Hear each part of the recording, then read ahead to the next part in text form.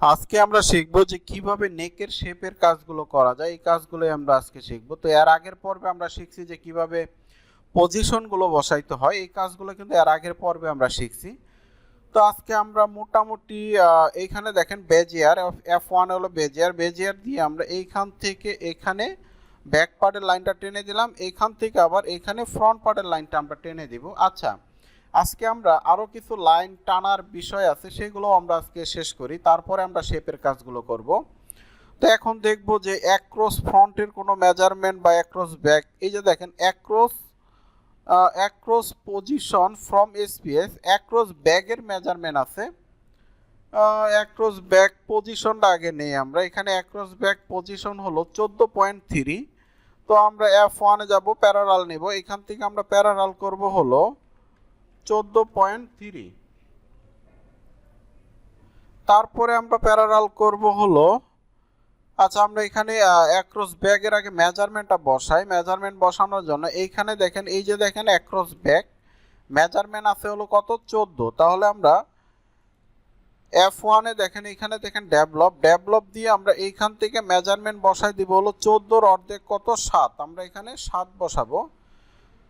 7 বসানোর পরে এখন আমাদের এখানে আরেকটা কাজ করে নিতে হবে, সেটা হলো এখানে আমাদের শোল্ডার স্লপের কোনো মেজারমেন্ট আছে কিনা একটু আমরা চেক দিই যে শোল্ডার স্লপের কোনো মেজারমেন্ট নাই।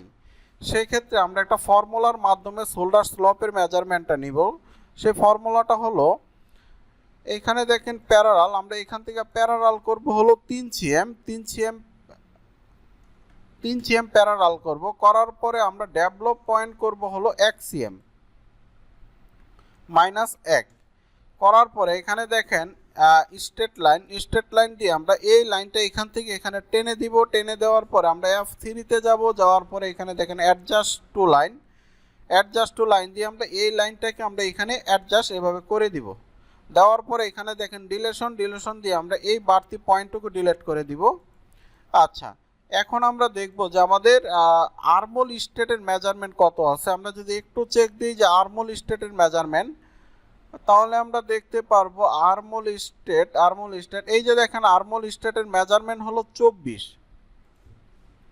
তো আমরা এখন F1 এ যাব। F1 এ যাওয়ার পরে এখান থেকে বেজিয়ার নিয়ে আমরা এইখান থেকে আর্মোল স্ট্রেট হলো 24। তো আপনারা এই যে DX এখানে দেখেন মেজারমেন্টগুলো দেখতে পাবেন।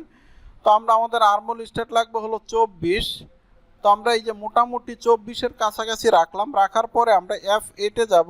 F8 এ যাওয়ার পরে এখানে দেখেন লেন্থ মেজারমেন্ট, এটা দিয়ে আমরা এখানে দেখব যে আমাদের মেজারমেন্ট ঠিক আছে কিনা। তো আমার দেখেন আমাদের মেজারমেন্ট কিন্তু ঠিক নাই। তাহলে আমরা কি করব, আমাদের দরকার হলো 24, তো এখানে তো বেশি তাই না। তাহলে আমরা এটাকে যে -1.52 করি, তারপরও একটু বেশি আছে, একটুকু কমাই দেই, একটুকু আমরা -0.05 যদি দেই তাহলে কি হয়, আরেকটু কমাইতে হবে। এখানে আমরা -0.01 করে দিলাম। তো দেখেন এখন কিন্তু আমাদের মেজারমেন্ট কিন্তু এখন খুব সুন্দর মেজারমেন্ট ঠিক আছে। তো আমরা এখন F8 এ যাব। যাওয়ার পরে এইখান থেকে দেখেন এই যে এইখান থেকে F8 এ যাওয়ার পরে আপনার এখানে দেখতে পারবো হলো F8 এ না, আমরা যাব হলো F3 তে। যাওয়ার পরে এই যে রিশেপ দিয়ে আমরা এটা এদিকে সরাই দিব। মেজারমেন্টটা সরানোর পরে আবার F1 এ যাওয়ার পরে এখান থেকে এই যে দেখেন বেজিয়ার দিয়ে আমরা এইখান থেকে আমরা এখানে লাইনটা এইভাবে টেনে দিব। তো দেখেন আজকে কিন্তু আমরা খুবই গুরুত্বপূর্ণ কিছু কাজ শিখলাম। তো এর পরের পর্বে আমরা বাকি কাজগুলো শিখব।